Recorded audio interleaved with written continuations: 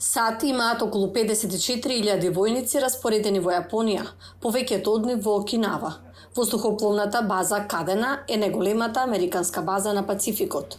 Американскиот државен секретар Ентони Блинкен и секретарот за одбрана Лојд Остин разговараа со своите јапонски колеги неодамна и најавија голема промена во одбранбените односи. САД ќе ги надградат американските сили во Јапонија во заедничко седиште на сили со проширени мисии и оперативни одговорности. Надградената команда ќе ја води генерал со 3 звезди. Тоа значи дека американците се сериозни. Американците се навистина сериозни да водат војна заедно со Јапонија. Против кого? Не знам. Кој да сака со сила да го промени статус квото, можеби ќе треба да се бориме против тоа. Целта на овој потек е да ја надополни новата заедничка оперативна команда на Јапонија. Тоа е добар прв чекор, според мене, кон тоа да ги доведе американците и јапонците во позиција каде што всушност можат да се борат заедно. Но она што останува да се види, а тоа е важно, е колкава надлежност ќе има, какви единици ќе бидат доделени, каква одговорност ќе има во случај на непредвидени ситуации.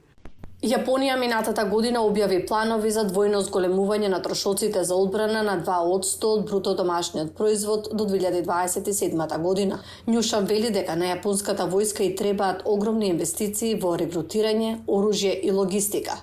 И тоа е само почеток. Како всушност ќе се поврзете со американците за да се борите? Што веќе направивте? Дали сте го направиле потребното планирање и обука за да можете едноставно да се справите со непредвидените ситуации во реалноста? Постојат стравувања дека таква воредна ситуација е опасно блиска. САД и Јапонија ја означија Кина како најголем стратешки предизвик со кој се соочува регионот поради брзата воена надградба на Пекинг околу Јужното Кинеско море и Тајван.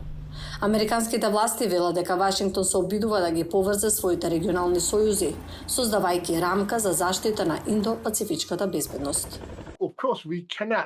Се разбира, не можеме да имаме колективен сојуз од типот на НАТО, бидејќи имаме различна историска позадина.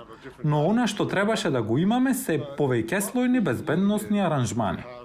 Филипини е клучен дел од тој сојуз. САД објавија пакет воена помош од $500 милиони за Манила неодамна.